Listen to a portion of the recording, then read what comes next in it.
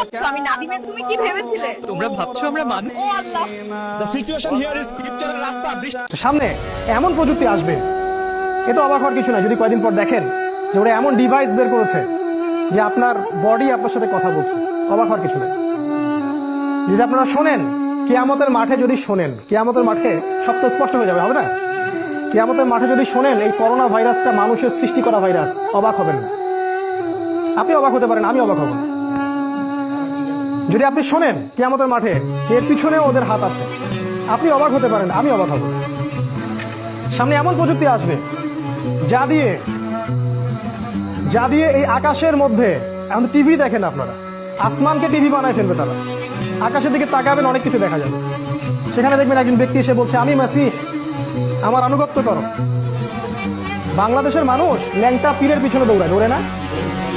আর যদি আকাশে এরকম কাউকে দেখে যে বের হইলো এবং বললো যে আমি মাসিহ, তোমাদের ত্রাণকর্তা, আমার আনুগত্য করো, জান্নাতে চলে যাবে। মানুষ কি মনে করছেন যাবে না? বহু মানুষ আছে সব এক চোখা। এক চোখা মানে ভিতরের চোখটা অন্ধ, ভিতরের চোখটা কি খালি বাইরের চোখ দিয়ে দেখে। ওরা বিশ্বের মিডিয়া নিয়ন্ত্রণ করছে। সামনে এমন প্রযুক্তি আসবে যে প্রযুক্তিগুলো আপনাদের কল্পনার বাইরে। তবে এটাও বলছি, এই প্রযুক্তিগুলো আসার পরে একটা সময় আসবে যখন প্রযুক্তি বলে কিছুই থাকবে না। কোনো স্মার্টফোন, কোনো ইলেকট্রিসিটি, কোনো যে আপনার ল্যাপটপ, ইন্টারনেট কিছুই থাকবে না, সব ডিস্ট্রয় হয়ে যাবে। অনেকে আপনাকে বলতে পারে যে এগুলো বাজে কথা, আমাদের সামনে এখন হাজার হাজার বছর পড়ে আছে।